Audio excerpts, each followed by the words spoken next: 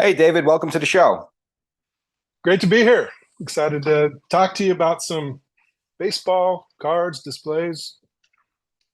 Not a Yankees fan, so not much. I don't have much info on that. What team do you follow, though, just off the top of you? I grew up a Royals fan, so I'm from the Kansas City, Kansas area. Gotcha. Big George Brett guy.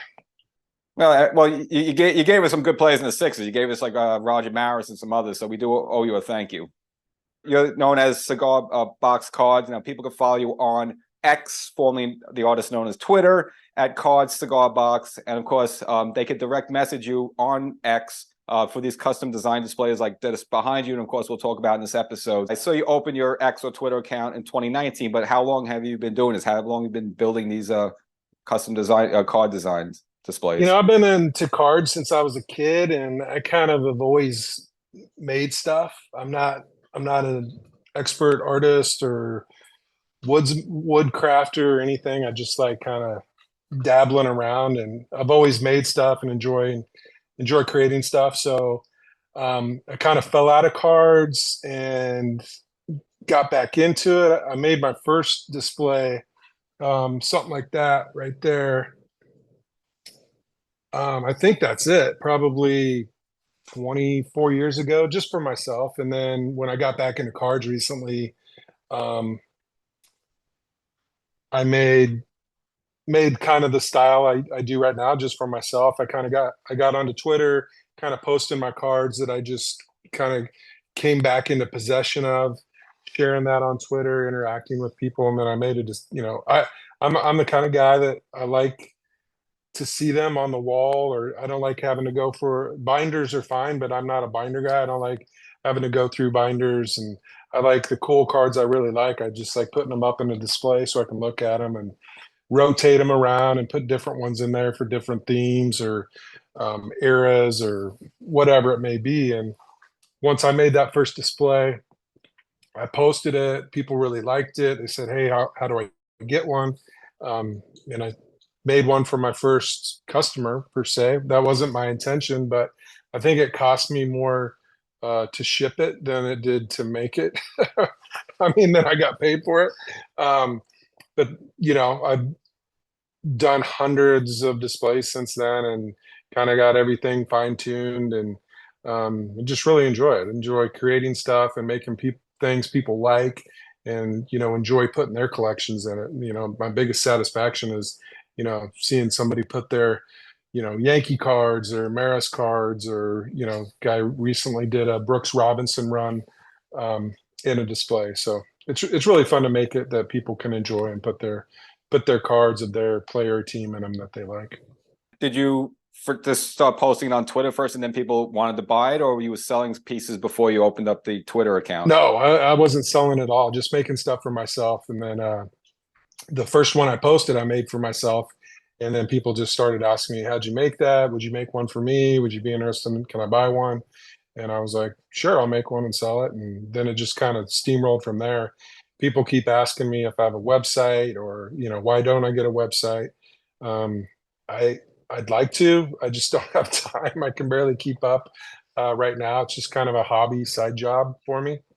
Um, but I love it. I just enjoy making stuff, and I'm since day one, I've just stayed pretty consistently busy. I've always got a order or a few in the hopper that I'm working on and trying to ship stuff out pretty much every day.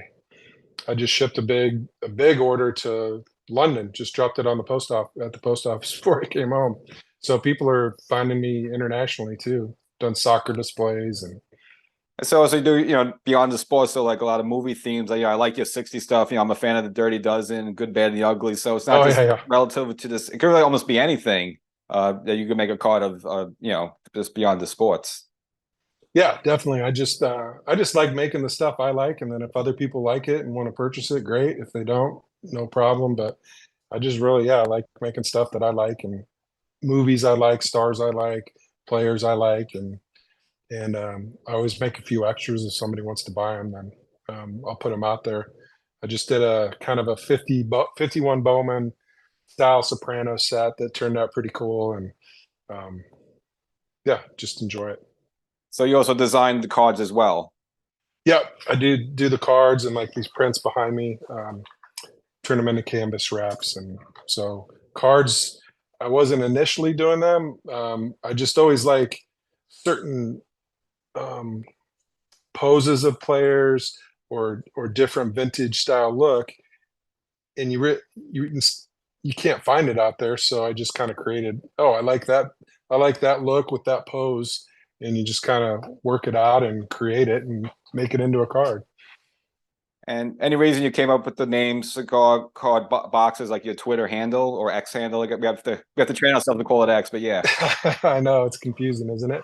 Um, just because I always kept my cards in cigar boxes when I was a kid. My dad would give me his old cigar boxes, and I'd always put my cards in there. So a lot of people think it equates to the displays. I've done displays out of cigar boxes, but that's not my main thing to do. But so the name kind of can confuse people. And then when I opened up my Twitter X, for some reason, when you do your handle, they reverse the name. So I didn't intend for it to be Cards Cigar Box. It was supposed to be Cigar Box Cards, but people can still find me, and it is on Instagram. It's Cigar Box Cards. So Another good value of following you, I see if people who retweet some of your posts, actually you give some of the cards away for free. So it's just, I like how you do it to sort of, gives fans, incentive to interact with you, but yeah, they could also get some free merchandise out of it.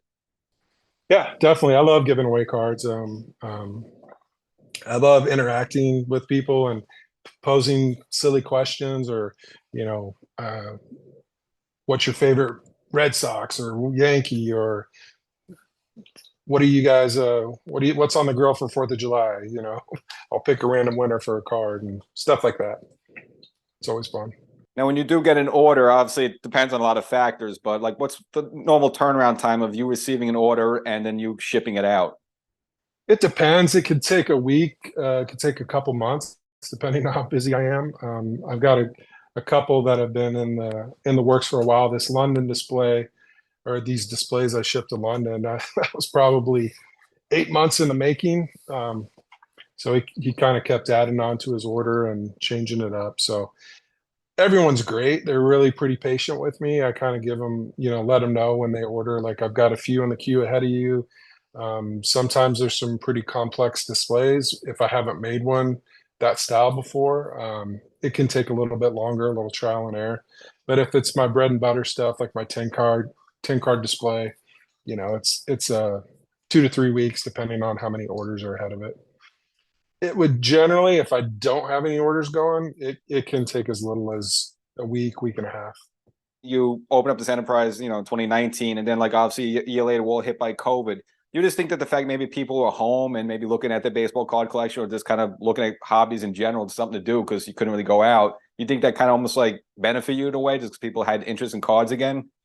Yeah, I think it just kind of blew up, and people were like, I'm sitting at home. I want something to do. I'm gonna turn my kid that went off to college. I'm gonna turn their old room into my man cave, or to my card room, and want to put some cool stuff on the wall. And I think that's the biggest challenge for collectors is wall space. I always get guys that like, hey, I'd love to buy this, but I don't have any more wall space. But yeah, so it blew up. I think people just really got back into cards, and just the hobby and collecting and the interaction, and card art blew up, and just kind of a big culmination of everything. A lot of great artists out there that are doing really cool stuff. So do you have like a I guess a workshop or a basement that you create these things in? My wife tells me I'm taking over the whole house, but yeah, Uh-oh. I created a little shop, and I kind of walled off part of my garage because it gets so hot here in the summertime. I had to, put in a little portable AC. Right now, I turned my son's old room into kind of my office slash card rooms, kind of where I create and do the painting and drawing and shipping and packing stuff up, and assembling the cards. I do it all in house. So it always cracks me up when people say those guys at Cigar Box Cards. Yeah, it's like there's no plural in that. It's just me. I wish there was some more, but it's a one man show.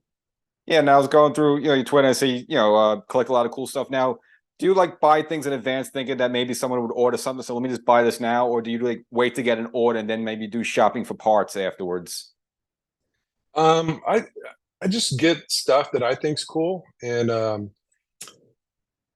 so I don't really have an inventory of stuff. I'm always creating ideas, or I'll see an old card or an old poster. That's what's great about X is, there's a lot of great accounts posting cool stuff or vintage photos or looks. I just love the vintage feel of old ballparks and crowds and the bunting and just that nostalgic feel. So um, yeah, and a lot of stuff is just my personal collection, just stuff that I like that I've had since I was a kid. Like, over here I've got this. I got that from that life size Bird Magic Converse weapons ad. I got that from a sporting goods store when I was, I don't know, junior high, and just had it ever since. I never get rid of stuff. Sell a lot of stuff, but my personal collection, I don't really part with that. So you've been always been a card collector, say even going maybe back to like your teenage years. Oh yeah, I got into it when I was a little kid. I had a paper route, and all my paper route money went to buying cards. Obviously, I fell out of it when I went to college, and you know, got into when you get later in high school, or you're getting into girls and going to college, you kind of fall out of it. My brothers were in it too, so they've given me a lot of their cards from that year I didn't collect. And then, the cards kind of got stuck in storage. We moved around. I thought my collection was lost for a little while. I found out, I thought it was in storage that we no longer had. And then I found out that my card collection was kind of at a friend of the family's. They were holding on to it for us. So it was safer than being in a storage unit. So it was kind of cool to get all that back. And that happened, several years ago, kind of right when I opened that Twitter account and started posting on there. Do you have like a favorite type of card, like maybe Topps, Bowman, or just some people like a certain look of a card. Is there just one that kind of stands out for you? I just think all those early, those 50s cards. I love the artwork on Bowman's, the 51 and 52 and 50 Bowman. The artwork on the 53, 52 through, 56 tops is just that era. I love those cards. Whether it's a common player or a star, they're just beautiful cards. The artwork's amazing. I mean, I love looking at the backgrounds and what they put in the stands and all kinds of stuff.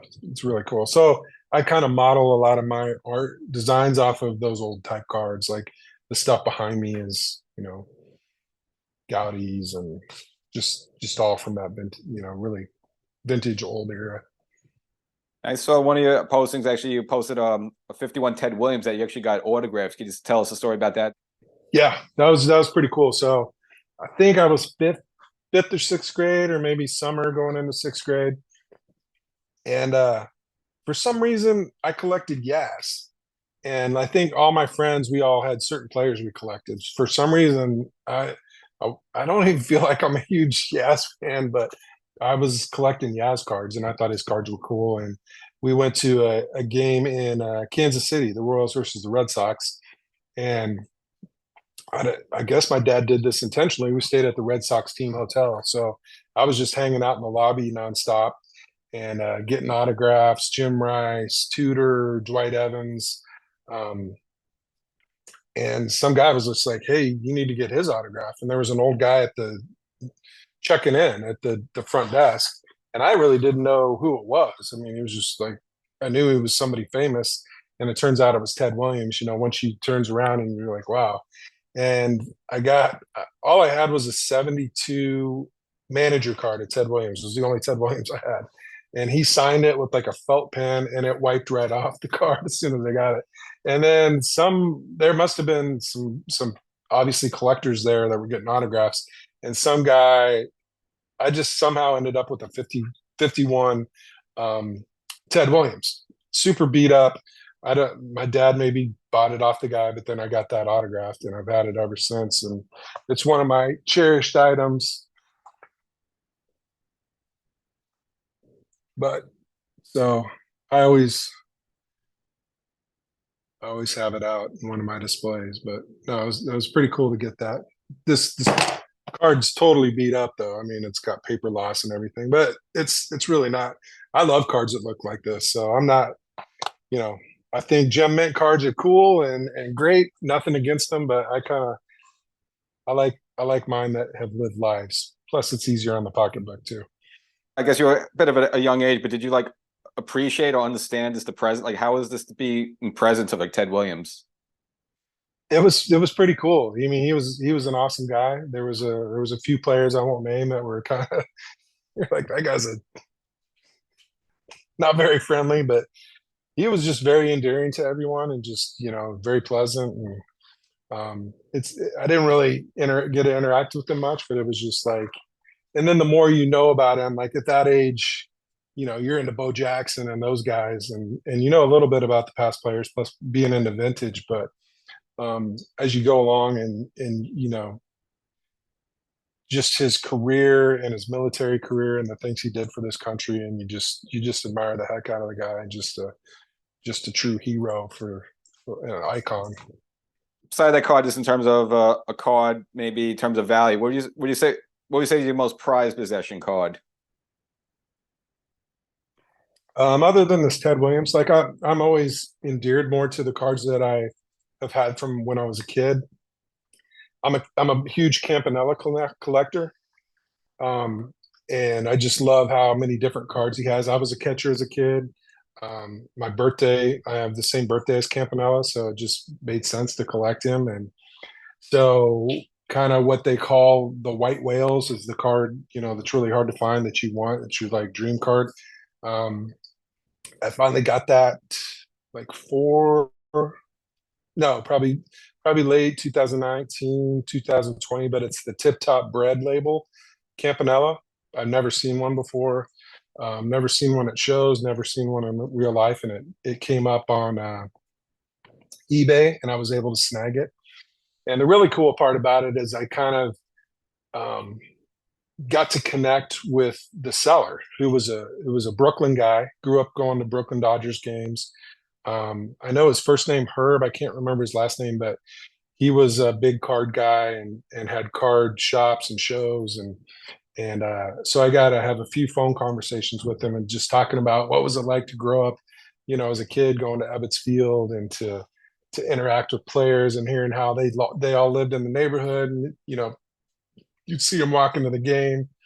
But he was really a cool guy. He was a huge Brooklyn Dodger collector, huge Jackie Robinson collector. So that was the coolest part about getting that card, that I got to know who it came from and kind of the story behind it. Plus, I'm a huge, I love those old stadiums, Polo Grounds, Yankee Stadium, old Yankee Stadium, and Ebbets Field. So, but that, long story short, that Tip Top Bread card is probably my most valuable and favorite card because it was one I had to chase forever to finally get one and find one. I almost sold it a little while ago, but I'm glad I didn't. Now, very recently, obviously, the Pirates recognized Roberto Clemente for Roberto Clemente Day, so you had a lot of posting. Did you get like an uptick of requests, or just people just want to discuss that with you? Clemente is always a super popular player. Like I love doing Clemente's. He's got so many great. Just like you can't screw up with Clemente. He's just he's just those uniforms are cool. He's cool. Just every look. I mean, just talk about an amazing person, not just a baseball player. I think that's why so many people love him and collect him. That he was so great. So I'd really love to see him retire 21. But as far as what I do most of is probably Clemente stuff, Clemente displays or displays for Clemente collections or Clemente cards. It's really cool. There's a lot of people like across the board, no matter who you root for, everyone loves Clemente. I totally agree there.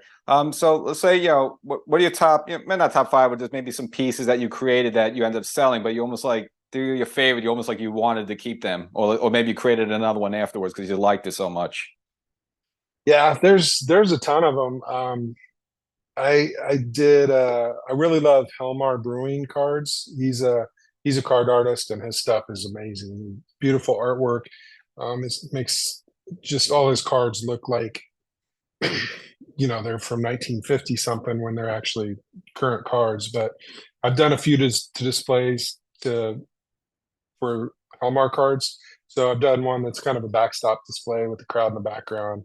Um, Pretty much anything you make that you put Hallmark cards in them, it looks fantastic. Um, but probably my favorite is Ebbets Field displays with the background image of the Ebbets Field or the scoreboard or outfield. Um, it's if I could go back and go to any ballpark ever, it'd be Ebbets Field for sure. All right, and is there maybe might be the Yankees, but is there like one like team that you get the most requests of about? Is it Yankee related or is it Brooklyn Dodger related? Like what team you think you get the most It's requests? funny. It goes in waves. I'm kind of on a Cardinals run right now, but yeah, the big ones: Yankees, Boston. There's some teams I've never had a request for, but pretty much almost everyone. But yeah, Yankees are big. Boston, Pittsburgh. Um, a lot of Mantle displays too. I've got some cool backgrounds with Mantle making a catch in the outfield. I really like using those shots where it's more of a panoramic background with just a small image of the player like making a catch. It's really subtle. The backgrounds look really cool. They get covered with cards mostly once people put cards in them, but they add so much to the display. But yeah, Yankees, Boston, um, done a few Phillies, but those are the big two for sure. Would you ever consider maybe in the future like going to baseball card shows or trade shows with some of your merchandise? If there's one local, just to see if get your name out there that way. Yeah, I'd like to, and in fact, my good friend Gypsy Oak, he goes to a lot of shows and puts on a few shows. I just I'm so it's hard to get time to create an inventory. I could with some of my cards. I don't know if people sell a lot of art cards at shows. I know it's more selling slabs and things like that. But I have there's a one of my customers in Seattle goes to card shows, and he said, "Hey, I'll sell some of your Griffey Juniors and Ichiros if you want to send me some." So I sent him a batch of cards, and he's been selling them.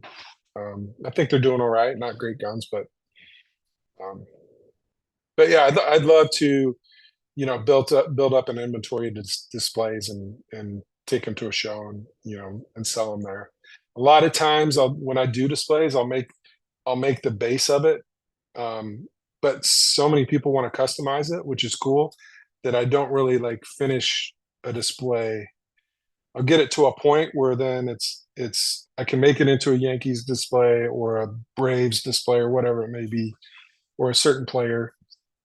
Um, so I don't have like a lot of end ready to go or sell product because I just kind of wait till I get the order and like, hey, a guy just contacted me today. He's like, hey, I want to do a display for my Brooks Robinson run. So, I have something almost done that I can quickly convert into to what he wants for, and I think people enjoy that aspect of it too, is like they have the certain team logo they want, or they want bunting, or they want some of the vintage signs, which I really like doing now, that they kind of have that look of vintage outfield signs along the base of the display. But those turn out really good and look nice.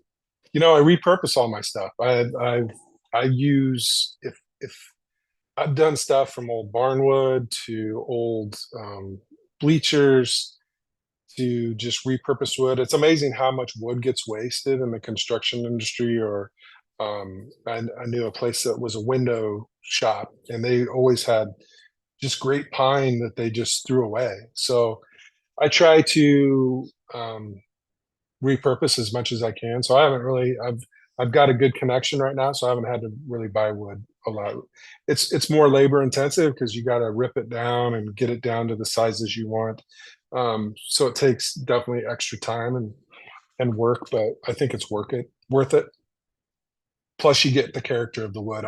Some of my coolest displays are with pieces of wood that no one would ever, would just throw away. Like this thing looks like it's got a bunch of knots in it and it's all rugged and ragged, but they look so cool when you get them finished and in the display. It gives it that look that it's super old, and that's what a lot of people like. Yeah, it's definitely a unique look. And do you have to like maybe put a coat on or some sort of protectant just to, keep it preserved? Yeah, depend on what the customer wants. I mainly stain and paint, depending on what they want. And then I can do, gloss matte finishes or flat, whatever they prefer. Have you ever done something from like one of those old stadiums? Like someone might have had like a piece of the stands from the Polo Grounds or something, like sends it to you. It was like, can you make something of this? Have you ever have something like Not that? yet. I've got some old like vintage kind of advertising stuff that they've given me to use. I did have a guy, and I actually can't find it now. Once I moved my stuff down here, I don't know where I put it, but he didn't know where he got it. His dad grew up in Brooklyn, and he had it's like a little cast metal. It looks old, but it says Ebbets Field on it, the font. It's about the size of something that would be on, like, how you see stuff on the edge of rows of seats, or it's about that big, that he gave to me. He said he didn't know anything about it, but he wanted a Packers display, so I made him a Packers display for that. But he gave it to me with the intention of that I could use it in a display. I'd kind of like to find out what it is first. I've asked a lot of people. I've reached out on to historical societies in Brooklyn area, just if anyone knows. The closest I got is they said there was some type of planters around Ebbets Field that they thought it was maybe on one of those, but so I don't know if it was ever in the ballpark or not. But that's to answer your question, that's as close as I've got to something historical to use in a display. Gotcha. All right, I mean, and are you just foreseeing maybe this holiday season? Great. Obviously it's a great holiday gift. Do you just foresee a lot of orders coming in? Yeah, holidays are really busy. It's kind of cool how many wives order stuff for their husbands. I've done tons of orders that wives will contact me like, hey, my husband, and some know a lot about cards, some don't know much. I'm like, are they putting slabs or top loaders in there? And they're like, I don't know what that is. And I said, well, sneak a picture of his cards and I'll tell you, I can make it. Because you just have to adjust the size if they're using slabs, and slabs are different sizes and things. But yeah, it keeps them pretty busy. It's cool. And I always tell those wives and girlfriends, you're your wife of the year for getting this display for your husband. Most probably hate their husband's collections. Well, again, I think it's an excellent gift idea. Again, if you're not sure what to get, year after year, it's definitely better than a sweater. So people, again, should follow you on X, as we still couldn't call Twitter for a while, at Card Cigar Box. Again, direct message you for those great pieces behind you. Again, customize that stuff. And I wish you all the luck, and, hopefully soon get that website going. And again, just wish you all the success in what you're doing. It's very unique. Awesome. Yeah, it's great talking to you.